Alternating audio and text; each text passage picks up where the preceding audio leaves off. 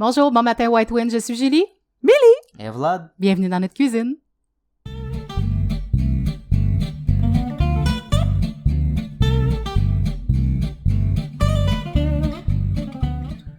On se fait souvent complimenter à quel point nos enfants sont polis, gentils. On entend souvent le respectueux. Quand on sort dans un restaurant, quand on va... c'est sûr que la première image, quand on débarque, parce que là, c'est vraiment plus débarquer dans un restaurant à neuf, souvent sur le fly... Puis pas de réservation, puis là, ils sont comme « Oh man, 6 enfants! » Ça va avec l'expectation, là. Ouais. Probablement avec l'expérience, à certains points, le traumatisme de passé.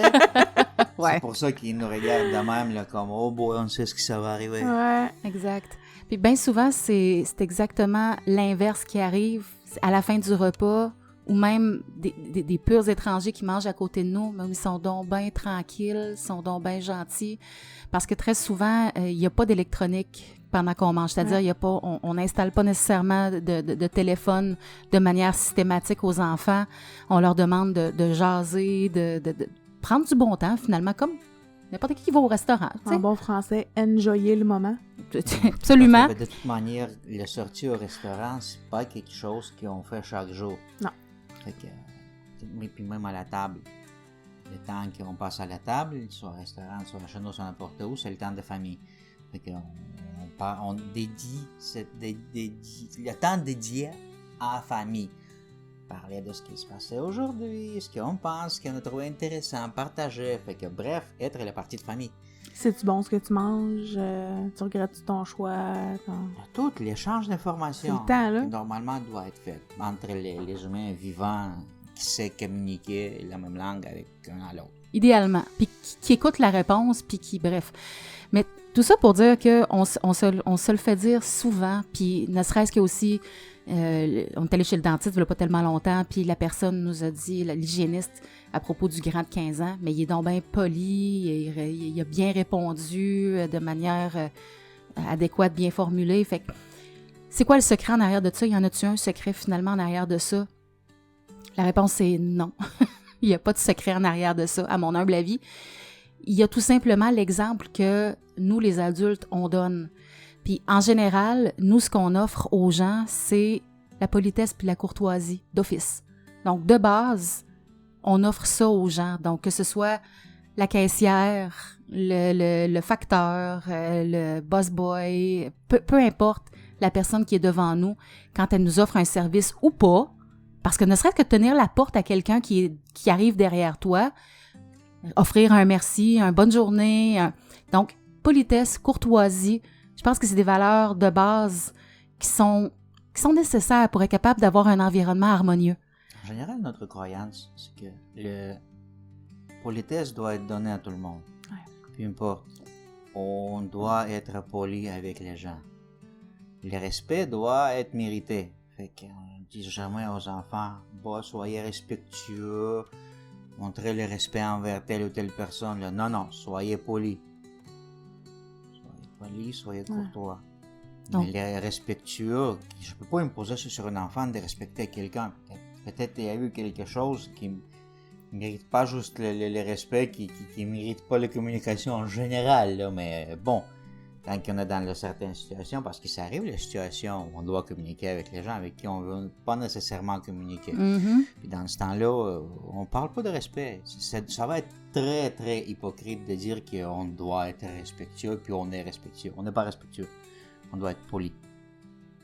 Il y a aussi l'aspect de tolérance. Donc, tu peux, par exemple, être en total désaccord avec quelqu'un avec qui tu parles, mais tu vas quand même lui offrir la tolérance de dire, regarde, je suis pas d'accord avec ton point de vue, je suis pas d'accord avec ce que tu dis, mais je t'offre quand même politesse, courtoisie et la tolérance des idées que tu m'apportes, même si je les partage pas.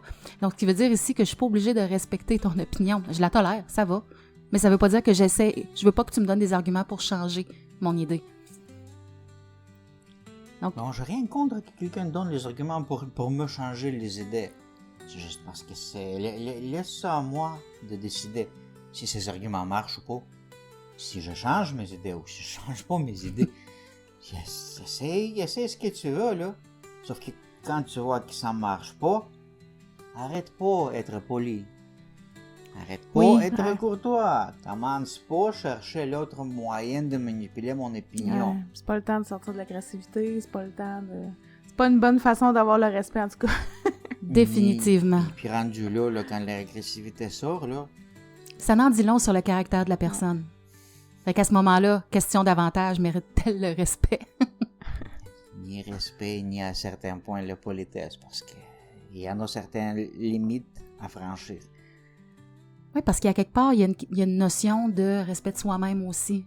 Qu'est-ce que je vais tolérer, puis qu'est-ce que je vais accepter, comment je suis prête à me faire traiter par l'autre personne. Parce que c'est un peu ça qu'on enseigne aux enfants en même temps. Tu offres un traitement comme tu aimerais être traité. Mm-hmm.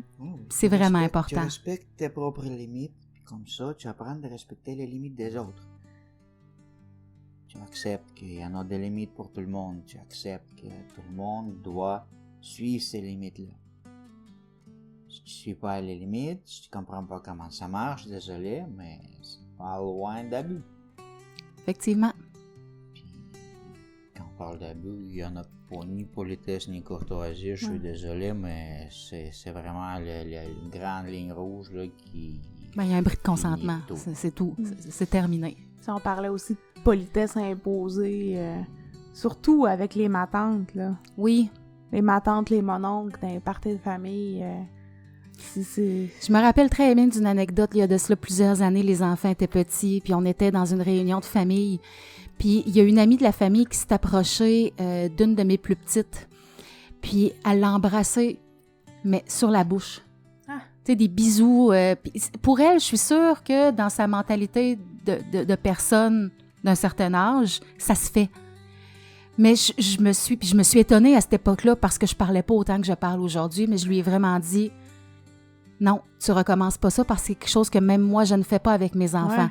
J'ai enseigné aux enfants que les bisous qu'on s'offre dans la famille, c'est sur le front ou encore sur les joues. Fait que je lui ai dit, là, tu viens de faire quelque chose qui n'est pas toléré dans ma famille, je veux plus que tu le refasses. Puis ça l'avait gelé, ça l'avait créé un froid. Puis je m'étais senti mal après ça, d'avoir imposé une limite. Jusqu'à temps que je le réfléchisse 1000 fois dans ma tête, puis que je me repasse le scénario 150 fois avant de m'endormir pendant les 6 mois subséquents. Ça, c'est moi. Mais je me suis dit, non, finalement, j'ai fait la bonne chose parce que j'ai protégé mon kid. J'ai fait la bonne affaire. Fait que, tu sais, après ça, est-ce que nous, on va aller dire à nos enfants, « Allez, vas-y, là, on s'en va faire un câlin à mon oncle, embrasse-la, ma tante. » C'est l'autre chose, non. Si on va virer les situations autrement. Va donner les bisous à ta grand-mère. Ça ne tente pas donner bisous à sa grand-mère. Pourquoi il faut imposer ça? mais c'est la politesse qui veut ça. Il faut que tu le fasses. Tout le monde fait ça. Non, la politesse nous disent de sourire et dire bonjour grand-maman. C'est déjà assez. C'est ça. Mais aller faire un contact physique avec qui que ce soit, c'est plus la politesse. Il y en a la politesse protocolaire dans les rencontres des adultes. Quand les adultes se donnent les mains, se donnent les câlins, se donnent les deux bides sur les joues. Le trio de bec. Ça, c'est le protocole entre les adultes, je rappelle. Puis encore, parce que moi, je fais le choix en tant qu'adulte de pas le faire si je ne respecte pas un minimum la personne. Non, en tant que... Encore. Oh, j'ai eu ça. En tant que la société où j'étais avant, c'est la norme quand les deux hommes se donnent les mains. C'est la tradition qui vient de lointaine, mettons. Mais ça me va donner la main aussi. C'est les conventions sociales. C'est comme ça que ça marche. Si j'ai bien compris, ici à Québec, ça marche pas de même. Non, souvent c'est câlin avec 2 bisous, même si tu connais pas vraiment la personne. Ben, honnêtement, j'aime pas ça. C'est rare que je fais ça avec les hommes, là. Ça donne pas, là. Mais c'est aussi rare qu'on donne la main, qu'on serre la main. Donc, mettons, en Russie, en Europe, très souvent, tu rencontres quelqu'un, première chose qu'il fait, tu donnes la main. Qui historiquement signifie l'ouverture, que je suis pas armé, que la main, c'est entre autres pour ça qu'on ne donne pas la main avec les gants. Montrer que tu n'as rien à cacher. Exactement. Qui signifie que tu n'es pas armé et que tu n'expectes rien au retour. Montrer blanche main. Exactement. Mais aussi, en parlant de même tradition qui vient avec les racines très très très loin dans le passé, les femmes sont pas obligées d'enlever les gants. Sont plus pures. Parce que non, c'est parce que les femmes n'ont jamais porté les gants d'armure. C'est juste pour ça. Mais Tu peux cacher un petit poison dedans, là, à glisser dans le thé. Tout ça juste pour dire que c'est les conventions sociales, ça marche de Ouais. même. C'est entre les adultes. Je rappelle que le consentement fonctionne dans les conventions sociales juste entre les adultes. Les enfants n'ont pas le consentement. On ne peut pas dire que « Oh, il a dit oui pour ça ». Non, c'est un enfant. Non. C'est ta job de parent de le protéger. Puis de mettre des D'écouter le limites. non. Exactement. Puis de lui enseigner le non, justement. C'est le job de parent d'enseigner. C'est quoi les limites? Comment ça marche? C'est quoi le respect des consentements? C'est quoi le consentement? Comment ça marche? Puis que non est une réponse complète. Que peut-être aussi c'est pas oui. Mais que le silence équivaut pas à oui. Parce qu'il y a ce vieil adage, qui ne dit mot consent. Non. Ça ne marche plus aujourd'hui. Ça ne passe plus. Très important. Nous autres, même à l'interne, si un enfant dit non ou arrête, c'est fini, là. Si tu continues, c'est mort, là. T'es bon pour une... Faire une T'es bon discussion pour avec une un adulte. discussion, là. Oh oui, parce Mhm. que... Puis, tu sais, même la petite qui est trisomique, elle me regarde. Chatouille. Quand elle dit arrête, Arrête, Nelly. Ah, elle arrête. Puis après, ça me regarde. Chatouille, elle peut recommencer, là, c'est pas grave. Mais elle a dit arrêter. Puis j'ai arrêté. Puis c'est pas le jeu de dire arrête, puis là on continue, là. C'est Non. pas ça, là. On n'est pas là. C'est pas ce qu'on veut leur enseigner non plus. Fait que aussitôt qu'il y a un non ou qu'il y a un arrête, c'est fini. S'ils veulent qu'on continue, ils vont le demander de toute façon. Il y en a un autre petit détail là-dessus. C'est sur les activités de même, oui, ça marche comme ça. Mais sur le programme scolaire, Ah ben Ah! on ne peut pas dire non, on ne peut pas dire arrête. C'est parce que ça, c'est les obligations qui étaient prédéfinies avant. ouais, ça serait trop facile. Oui, puis tu sais, il y a une espèce d'équilibre à aller chercher quand tu connais bien ton enfant, d'être capable de dire, ben tu le pousses juste au-delà sans non plus le briser. Fait que tu sais, faut que tu danses sur cet équilibre-là de dire, ben faut que tu pousses un petit peu plus. Oui, c'est difficile. Oui, je comprends. Avance encore, essaye encore. La persévérance, l'endurance, la résilience. Non, t'es capable. Deux choses. De un, c'est la manière comment on enseigne, Mhm. parce qu'en tant que parent, en faisant l'école à la maison, c'est notre obligation d'enseigner. Oui. Puis les méthodes d'enseignement, c'est justement de pousser un peu à l'extérieur de sa zone de confort. De pousser toujours vers quelque chose qui est plus difficile que facile, si on peut dire ça. Mm. Comment on fait ça? On crée un espace mental où l'enfant va rentrer, il va affronter certains problèmes, il va faire ce qu'il peut pour résoudre ce problème-là. Sinon, il est toujours sous contrôle. Cet espace est sous contrôle d'un parent, d'un de nous. Oui. Si quelque chose ne va pas bien, si l'enfant ne voit pas, si vraiment il vire en rond, on lui donne un clou, on lui donne un indice. On regarde comment ça va plus loin. Si on voit que l'enfant n'est pas rendu là, parce que c'est sûr que ça arrive des fois qu'on pense qu'il est déjà arrivé à certains points, mais en réalité, il n'est plus là. Fait qu'on peut toujours sortir l'enfant de manière safe, de manière non traumatisante des situations où il a échoué, sans nécessairement dire « Fou, t'as échoué, toi t'es cave ». Non, je le fais sortir sans traumatiser. Chaque situation de même doit apporter les conclusions, puis les conclusions pas nécessairement positives, mais toujours progressif, toujours qui va donner un boost à un enfant, qui va montrer, soit va montrer le cheminement qu'il a fait et qui est un bon, qui est vraiment réussi, soit il va montrer où il a échoué, dans quelle étape il a échoué, puis dans quelle étape il n'est pas tout à fait compris comme il faut, comment il faut le faire. Il faut raisonner, mais ça se fait toujours dans l'environnement contrôlé. C'est arrivé par le passé qu'on a fait reprendre certaines sections de matière à un enfant aussi pour dire, mais regarde, là, on est rendu en 5e année, ça fonctionne absolument pas. Fait qu'on va retourner voir en 4e année certaines notions sur lesquelles je pense que tu accroches. Puis, il les a refaites. Il était fâché. Ah, c'est pas le fun de recommencer, hein? C'est tellement reculé. Exactement, c'est humiliant. Mais après ça, quand il est retombé sur les mêmes problèmes, après, il a fait « Ah, mais j'arrivais pas à comprendre, mais c'est parce que c'est facile. » Ouais, dis pas que c'est parce que c'était facile, c'est juste parce que tu l'avais pas compris. Il y avait quelque chose qui n'a pas été intégré. Exact. Le point blanche qui est resté, qu'il fallait remplir avec les connaissances, tout simplement. Puis c'est bien, même si c'est un peu humiliant dans la tête d'enfants, parce que les enfants pensent toujours qu'ils ont les meilleurs, les plus intelligents. Je le sais. Et voilà.